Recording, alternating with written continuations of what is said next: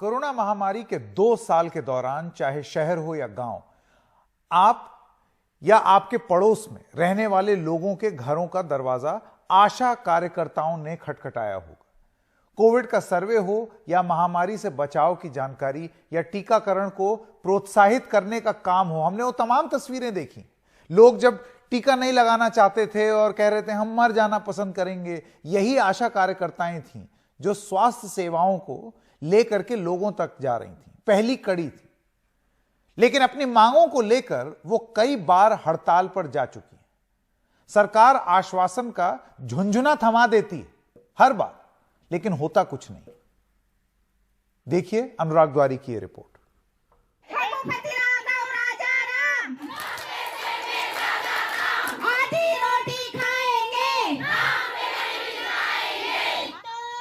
ये मध्य प्रदेश की हजारों आशा उषा कार्यकर्ताओं की हुंकार है। महीने भर से ये हड़ताल पर हैं।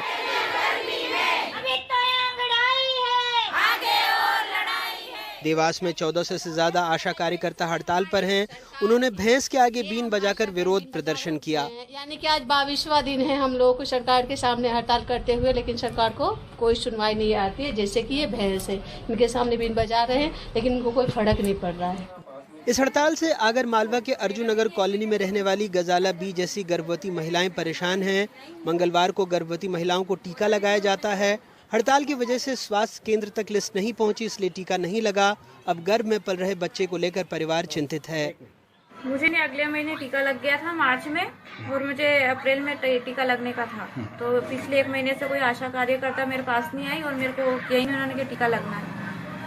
तो मुझे चिंता हो रही है, जैसे फिक्र हो रही बच्चे की कि कोई नुकसान नहीं या परेशानी नहीं। कोविड से पहले भी बच्चों और गर्भवती महिलाओं के टीकाकरण, पोषण, स्वच्छता जैसे कई काम इनके ही जिम्मे हैं। देश को पोलियो मुक्त बनाने से लेकर मातृ और शिशु मृत्यु दर को कम करने में ये अहम है। कई मायनों में प्राथमिक स्वास्थ्य देखभाल प्रणाली में सबसे बड़ी कड़ी।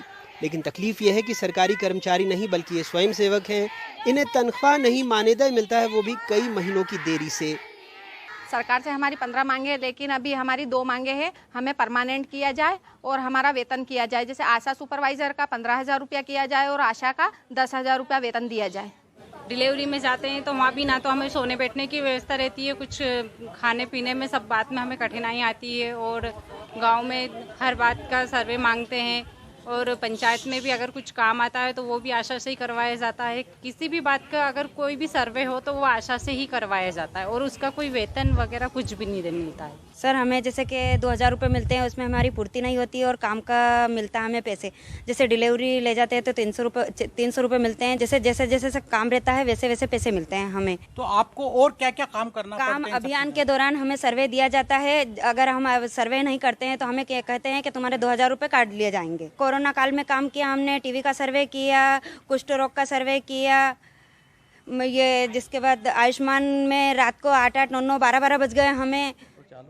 शाजापुर जिले में आशा कार्यकर्ता मुख्यमंत्री से बुधवार को मिली। सरकार एक बार फिर वायदा कर रही है। स्वभाव क्या मांग करना, अपनी मांग रखते हैं, पर ऐसा नहीं है। हर मांग को हमारे माननीय मुख्यमंत्री प्राथमिकता पर लेते हैं, और जहाँ पर महिलाओं की बात होती है वहाँ तो बड़े गंभीरता से वो विचार करते हैं। लाखों हजारों ये मेरी बहना है। मुख्यमंत्री शिवराज सिंह चौहान ने चुनावी साल में महिलाओं के लिए पिटारा खोला हुआ है। विपक्षी दल कांग्रेस के भी सरकार में आने पर अपने वायदे हैं।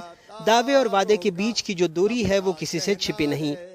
मध्य प्रदेश में हर 1400 नागरिकों पर एक आशा या उषा कार्यकर्ता काम कर रही हैं, यानी अपनी क्षमता से 50% ज्यादा।